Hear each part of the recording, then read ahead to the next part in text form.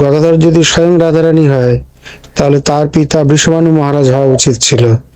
তার পিতা মাধবাচার্য বৃষভানু প্রকাশ হতো না, প্রকাশের থেকেই প্রকাশ হয়, স্বয়ংয়ের থেকে স্বয়ং হয়, এটাই নিয়ম। श्री गदाधर साक्षात श्री राधिका है।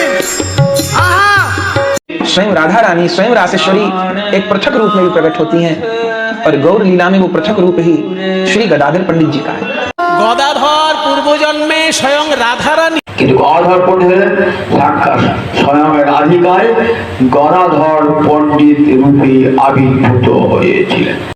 गदाधर पंडित साक्षात राधा रानी हैं। आप राधा रानी आपकी ईश्वरी जो हैं, जिनकी आप उपासना करते हो, हमारी स्वामिनी की, अब उनको आपको यही नहीं पता कि वही गदाधर पंडित रूप में आए हैं।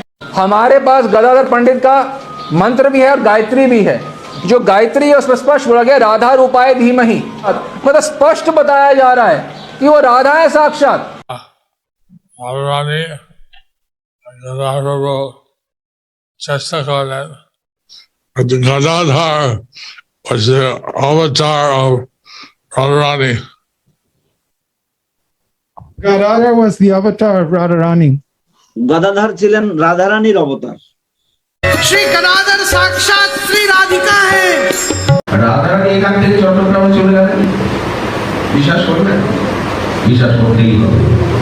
কেন আমরা অধিবাস কীর্তনে গাই গদাধর রাসেশ্বরী গৌর আমাদের রাসবিহারী সংকীর্তন রাস প্রকট করি নেচে নেচে নেচে যায়।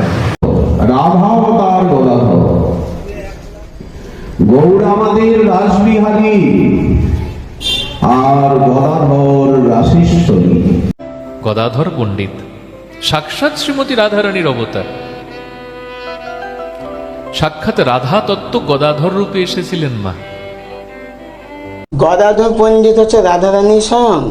চৈতন্য মহাপ্রভু রাধারানী স্বয়ং নন, তিনি স্বয়ং কৃষ্ণ, কিন্তু রাধারানীর ভাব আর কান্তি গ্রহণ করে। গদাধর যদি স্বয়ং রাধারানী হয় তাহলে তার পিতা বৃষভানু মহারাজ হওয়া উচিত ছিল। তার পিতা মাধবাচার্য বৃষভানু প্রকাশ হতো না, প্রকাশের থেকেই প্রকাশ হয়, স্বয়ংয়ের থেকে স্বয়ং হয়, এটাই নিয়ম। श्री गदाधर साक्षात श्री राधिका है।